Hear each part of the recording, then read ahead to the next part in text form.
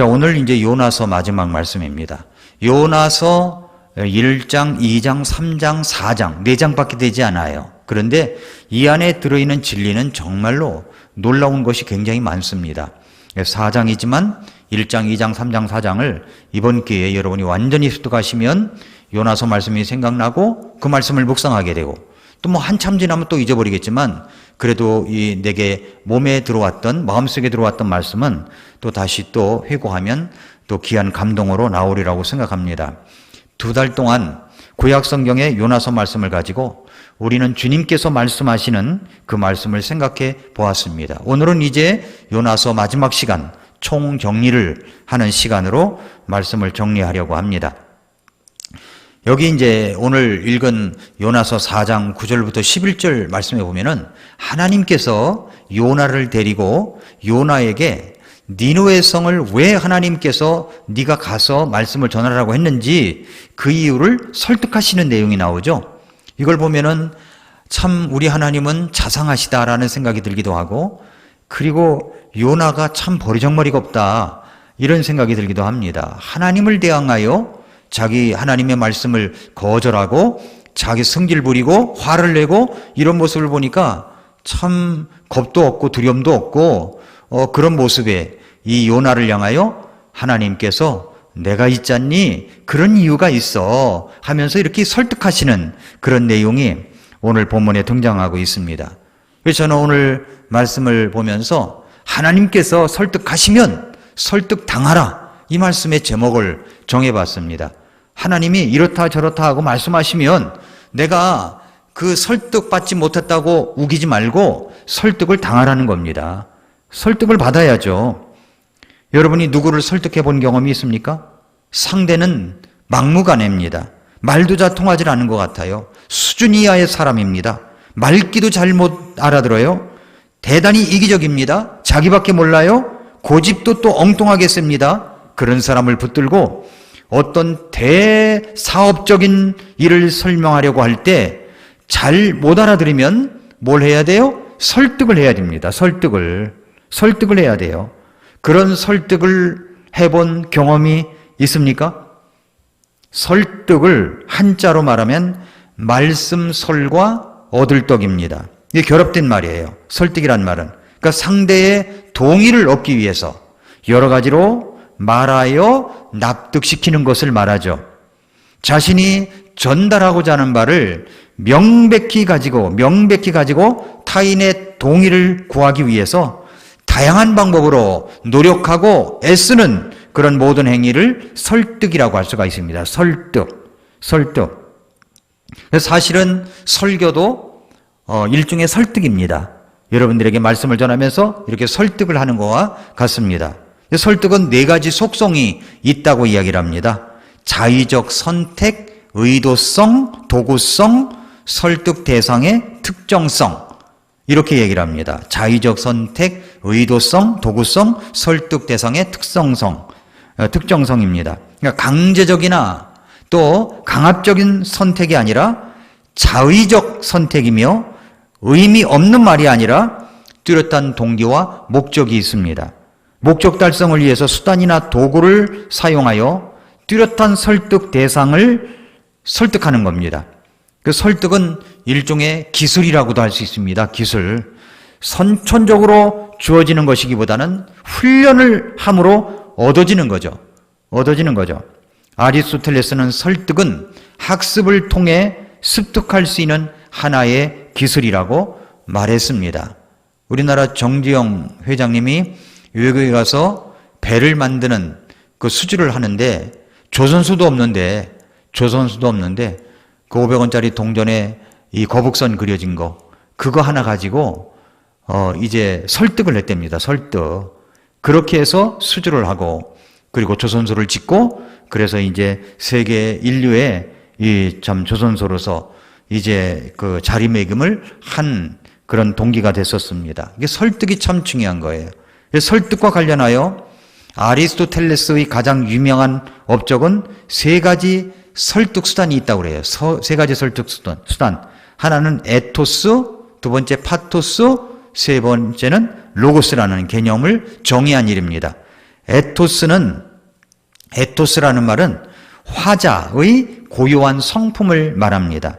에토스는 뭐 체형, 신장, 자세, 옷차림, 청결, 목소리, 명성 등을 이제 포함하는 겁니다. 그래서 아리스토텔레스는 세 가지 설득 수단 중 가장 강력한 게 뭐냐면 에토스인데, 기본적으로 사람들이 화자를 신뢰해야만 설득할 수 있다고 믿었습니다. 그래서 에토스가 참 중요하다 이야기를 했어요. 그 다음에 파토스는 뭐냐면 듣는 사람, 즉 청자, 듣는 사람의 심리 상태를 말합니다. 파토스, 그 청자의 심리 또는 감정 상태가 설득에 영향을 미칠 수가 있다는 거죠. 그래서 설득을 할 때 배고플 때 설득하면 배가 고파서 설득이 안 되는 거예요. 그러니까 좀 배가 부를 때 설득을 하면, 또 좋은 환경에서 설득을 하면, 좋은 자리에서 좋은 음식을 먹고 설득을 하면 설득이 통할 수 있는 겁니다. 왜냐하면 여기에 그 파토스, 듣는 사람의 심리적 상태가 중요하기 때문에 그렇습니다. 에토스도 중요하지만 파토스도 중요하다.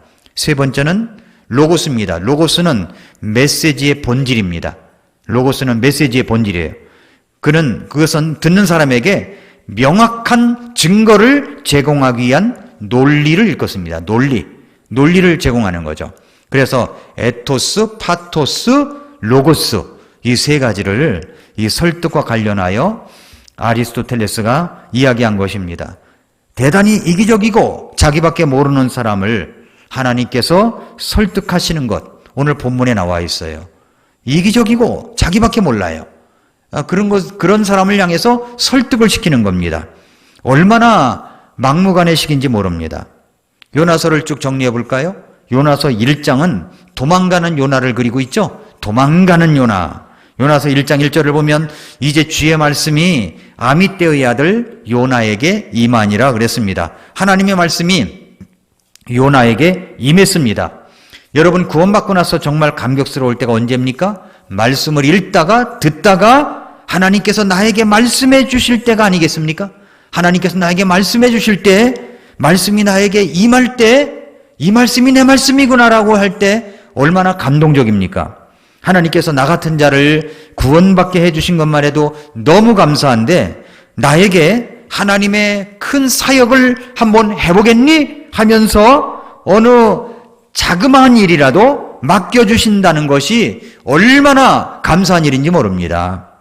그리스도인으로서 정말 행복한 성도는 세 가지가 꼭 있다고 그러죠. 세 가지가 뭐냐면 내 교회가 있는 사람이에요. 내 교회가, 내 사랑하는 교회, 이 교회는 내가 다니는 내 교회라고 말할 수 있는 사람은 행복한 사람입니다. 어느 교회 다니십니까? 나는 어느 교회 다닙니다. 이게 내 교회입니다. 나의 사랑하는 교회입니다. 이게 행복한 사람이죠. 이 세상에는 복음적이고 성경적인 교회를 찾으려고 하면 잘 찾아지지를 않습니다. 이 세상에 있는 교회 가운데 세상적이고 비성경적인 교회들이 얼마나 많은지 몰라요. 그래서 교회를 안 나가는 성도들이 많다고 그래서 가난한 성도들이 많다 이야기를 하죠. 그러나 엘리야 시대에 남은 자 7천이 있었듯이 이 시대에 성경적이고 복음적인 교회가 드물게 있다는 것은 우리가 알고 있어야 됩니다. 그러니까 성경적이고 복음적이며 내 자식들에게도 아빠, 엄마가 다니고 있는 교회이며 너희들이 계속해서 다녀야 할 곳이라고 말할 수 있는 내 교회가 있는 성도는 행복한 사람입니다. 이게 내 교회가 있어야 되고요. 두 번째는 내 목사님이 있는 사람입니다. 신앙생활을 하면서 나의 영적인 멘토, 나의 목사님이 있는 사람과 없는 사람의 신앙생활은 엄청난 차이가 있습니다. 그래서 우리 교회에서 정말로 어린아이들이 어렸을 때부터 목사님을 알고 전도사님을 알고 믿음 안에서 커간다는 것이 정말 놀라운 거예요. 그래서 이제 아이들 기도해주고 또 아이들을 안아주고 그러면서 어렸을 때부터 커가면서 익숙하게 돼가지고 이제 목사님을 알고 교회를 알고 내 교회, 내 목사님을 알아간다는 것은 이건 영적인 엄청난 에너지라고 할 수가 있는 것입니다. 이렇게 영적 지도자와 연결이 돼야 되는 거예요. 그러나 그렇지 못한 사람들도 있습니다. 예. 그러므로 교회는 행복한 성도가 되려면 내 교회, 내 목사님이 있어야 되는 거예요. 세 번째는 내 사명이 있는 사람들입니다. 이 땅에서 나 같은 자에게 복음이 전해지고 나 같은 자가 구원받았다는 사실이 얼마나 놀라운 일입니까? 성경에 수많은 기적이 있지만 내가 구원받은 것은 기적 중의 기적이라고 할 수가 있습니다. 그런데 더 놀라운 것은 나 같은 자에게 주님이 거룩한 사역을 할 수 있는 은혜가 주어졌다는 것입니다. 그 일을 맡기셨어요. 이 일을 한번 해보지 않겠니? 하면서 일감을 나에게 맡기셨을 때 얼마나 놀랐습니까? 정말로 기쁜 일이죠. 저는 초등학교 1학년 때 학교를 들어갔는데 선생님이 나를 부르더니 내가 등치가 제일 컸거든요. 그때 당시에. 왜냐하면 이사 다니느라고 1년 꿇고 초등학교를 들어간 거예요. 그러니까 나이로 봐서는 전부 다 1년이 우위잖아요. 그러니까 제가 등치가 제일 컸죠. 그 선생님이 날 나오라 그러더니 빵을 타오라 그러는 겁니다. 빵땅번이 된 거예요. 굉장히 대단한 벼슬이나 한 것처럼 아주 이 그 바구니를 옆에 끼고 가서 빵을 이렇게 타오면은 1분단 나눠주고, 그 다음날은 2분단 나눠주고, 그 다음날은 3분단 나눠주고, 또 오다가 내가 돌아올 빵이 없을 때 너무 먹고 싶어가지고 구멍을 하나 뚫어서 싹 긁어먹어가지고서 또 이렇게 빈 껍데기만 갖다 줬던 것이 지금도 아직도 마음에 걸립니다. 예. 그 빵땅번, 그러니까 빵을 한번 타오지 않겠니? 할 때요, 얼마나 뿌듯했는지 몰라요. 일감을 줬기 때문에. 저는 우리 하나님께서 우리에게 일감을 맡기시는 것도 똑같다고 생각합니다. 작은 일, 주님 안에서 작은 일은 없어요. 다 주님께서 맡기신 일은 엄청난 것입니다. 그래서 우리 주님은 네가 큰 일에도 충성했구나 하지 아니하고 작은 일에도 충성했다고 말씀하시잖아요. 네가 작은 일에도 참 신실했구나 말씀하십니다. 그래서 어떤 일이든지 내가 하나님의 일을 한다는 이 사명감이 있는 사람들, 이런 사람들은 행복한 사람들이에요. 행복한 사람들입니다. 하나님의 미션을 내가 받는 것, 이 미션이라는 말은 정말로 고귀한 단어입니다. 이 미션이라는 단어가 오락 프로그램에서 나올 단어가 아니에요. 이것은 정말 하나님께서 주시는 놀라운 단어예요. 이 미션을 나에게 주심으로 주님의 몸된 교회를 세워가고 세계 선교를 할 수 있고 작은 일이라도 할 수 있는 특권은 아무에게나 내리는 사명이 아닌 것입니다. 그 사명이 있는 사람은 정말로 행복한 사람이라는 겁니다. 행복한 사람. 사실 요나에게 이 사명이 주어진 거예요. 1장에 사명이 주어진 겁니다. 1장에 이런 사명을 하나님께서 주셨습니다. 그런데 요나는 어떻게 합니까? 도망을 칩니다. 도망을 쳐요. 자기 편견, 이기적인 생각 때문에 그렇다는 거죠. 1장은 그렇게 도망치는 요나를 그리고 있습니다. 요나서 1장 말씀은 지금도 주님의 거룩한 미션을 주심에도 불구하고 도망치고 있는 너가 아니라 나를 향해 말씀해 주시고 있는 겁니다. 이 요나서 2장은 회개하는 요나입니다. 회개하는 요나. 사실 고통이 와야 회개하는 경우가 대부분입니다. 고통이 오지 않으면 여전히 제 고집대로 살아갈 사람들이 정말 많죠. 모든 경우가 다 그런 것이 아니라고 생각합니다만 많은 경우에 우리는 질병의 고통, 물질의 고통, 자식이 주는 고통, 사람 때문에 당하는 고통, 진로 때문에 오는 고통이 찾아올 때 내 자신을 돌아봅니다. 그리고 회개합니다. 내 자신을 바로잡습니다. 그렇게 찾아오는 고통은 당시엔 슬퍼 보이고 아프기도 하지만 얼마나 다행스러운 고통입니까? 요나는 그렇게 자신을 다 잡고 하나님의 뜻에 순종합니다. 순종하면 쉽게 즐겁게 걸어갈 수 있는 길입니다. 그러나 불순종하면 환난과 고통이 기다리고 있고 결정적으로 내가 원치 않는 장소에서 원치 않는 모습으로 자신을 돌아보며 몇 날 며칠을 회개하며 지낼 수가 있는 것입니다. 요나서 2장 1, 2절에 보니까 그때 요나가 물고기 뱃속에서 주 자기 하나님께 기도하며 이르되 내가 내 고난으로 인하여 주께 부르짖었더니 그분께서 내 말을 들으셨고 내가 지옥의 뱃속에서 부르짖었더니 주께서 내 목소리를 들으셨나이다. 여기 보세요. 내가 고난으로 인하여 주께 부르짖었다고 그랬죠. 이 고난이 얼마나 세면 부르짖었겠습니까? 이 고난이 얼마나 아프면 부르짖겠습니까? 그랬더니 요나가 뭐라고 표현하냐면요, 내가 지옥의 뱃속에서 부르짖었다고 그래요. 지옥이라고, 지옥을 표현하고 있어요. 지옥 같다고 그래. 지옥. 내가 지옥의 뱃속에서 부르짖었다. 그랬더니 주님께서 내 목소리를 들으셨다고 이야기를 합니다. 2장 7절에 보니까 내 혼이 내 속에서 기진할 때에 내가 주를 기억하였더니 내 기도가 주께 이르렀으며 주의 거룩한 전에 이르렀나이다 라고 했습니다. 내가 내 혼이 내 속에서 했더니, 그래서 한 것이 뭐예요? 기진하는 체험을 한번 하게 되면, 주님을 기억합니다. 기도 체험을 하게 됩니다. 감사를 배우게 돼요. 기진하는 체험. 내가 모든 것이 다 쏙 빠져가지고 말이죠. 모든 것이 다 주저앉아 버리는 이 기진이 찾아올 때에 세 가지가 오는 거예요. 주님을 기억하게 되고, 그리고 기도 체험을 하게 되고, 그리고 감사를 배우게 되는 겁니다. 오늘 말씀에서 그 말씀을 하고 있는 거예요. 그리고 또 하나 서원을 하게 돼요. 서원. 9절에 보니까 나는 감사의 목소리로 주께 희생물을 드리며 내가 서원한 것을 갚겠나이다 라고 얘기하잖아요. 그 네 가지가 오는 거예요. 주님을 기억합니다. 기도 체험을 하게 됩니다. 감사를 배우게 됩니다. 그리고 서원을 하게 됩니다. 어떻게 해요? 기진을 한번 체험하면 그렇게 되는 거예요. 지옥의 뱃속에서 기진하게 되면 그렇게 된다는 거죠. 요나서 3장은 미션을 수행하는 요나입니다. 이제 하나님과 함께 가는 요나를 봅니다. 주님과 동행하며 주님의 미션을 위해 먼 길을 약 900km를 마다하지 않고 찾아가서 하루 온종일 걸으면서 주님의 말씀 그리고 심판의 말씀을 선포합니다. 그것은 겉으로 볼 때는 심판의 메시지이기도 하지만 그 내용은 니느웨가 회개하고 돌아오기를 바라는 하나님의 사랑의 메시지였습니다. 니느웨는 그래서 회개합니다. 하나님 앞에 돌이킵니다.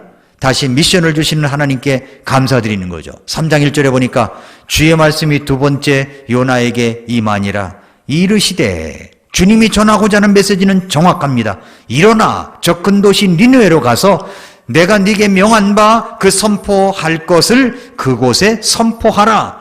메시지는 1장에서의 메시지나 3장에서의 메시지나 똑같습니다.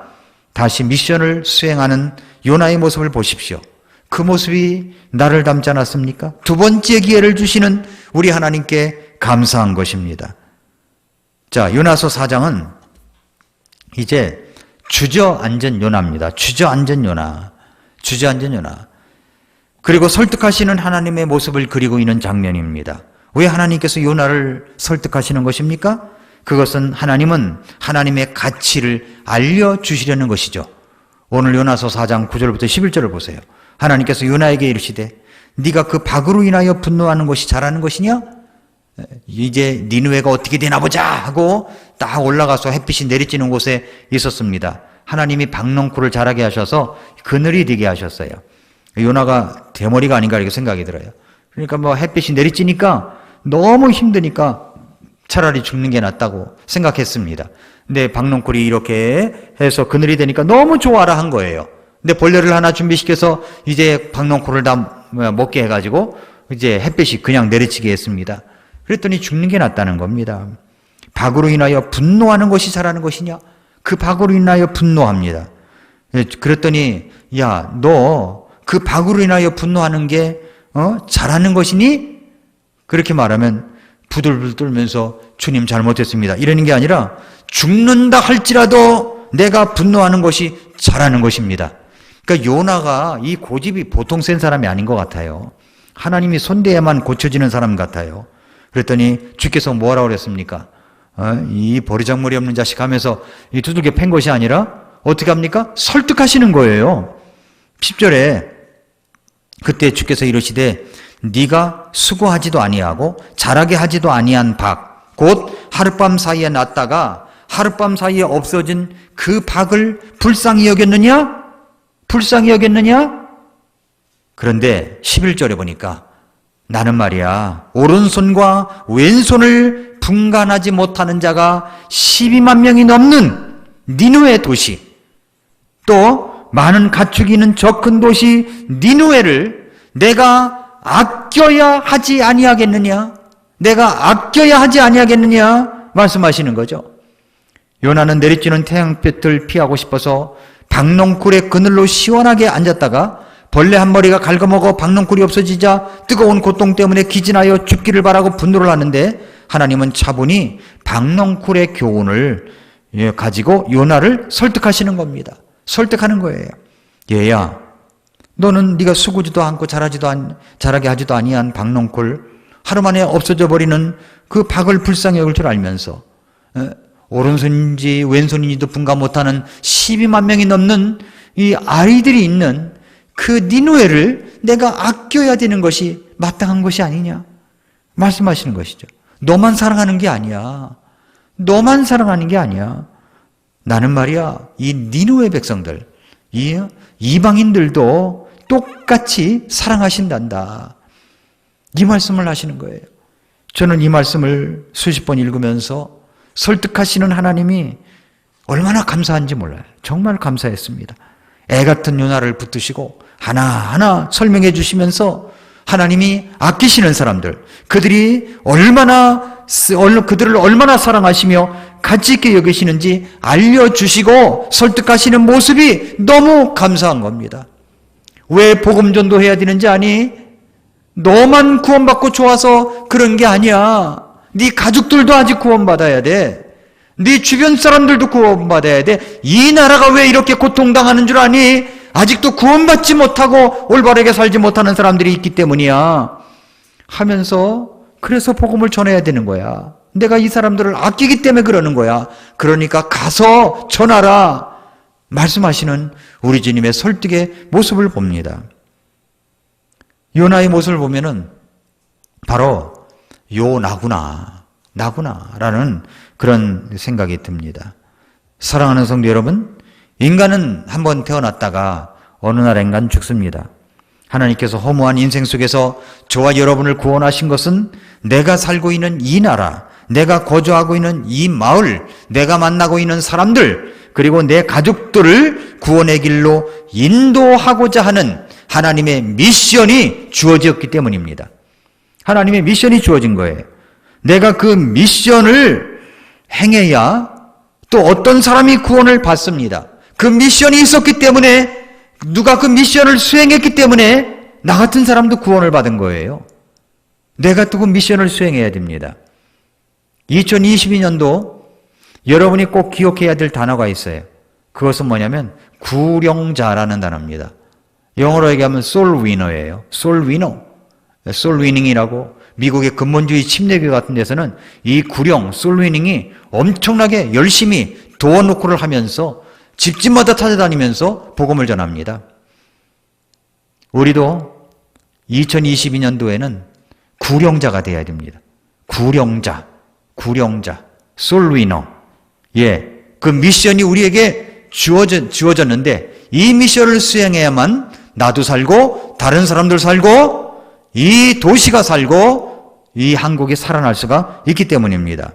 그 미션을 행해야, 요나서 4장에서 하나님은 요나를 설득하시죠? 만약에 요나서 5장이 있다면, 5장이 있다면 어떤 말씀이 기록될 수가 있었을까요? 아마도 요나가 설득을 받아들여서 하나님의 사명의 현장에 갔을 것이라고 생각합니다.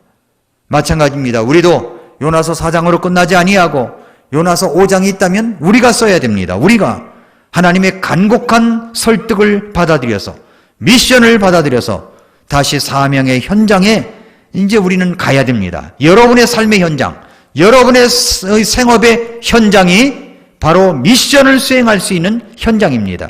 내가 만나는 사람이 그 미션을 행할 수 있는 사람들입니다. 이 사람들에게 복음을 전해야 됩니다. 여러분은 요나서 4장에 나오는 요나처럼 방관자입니까? 아니면 참여자입니까? 하나님께서 저와 여러분들을 설득하고 계십니다. 기도하겠습니다.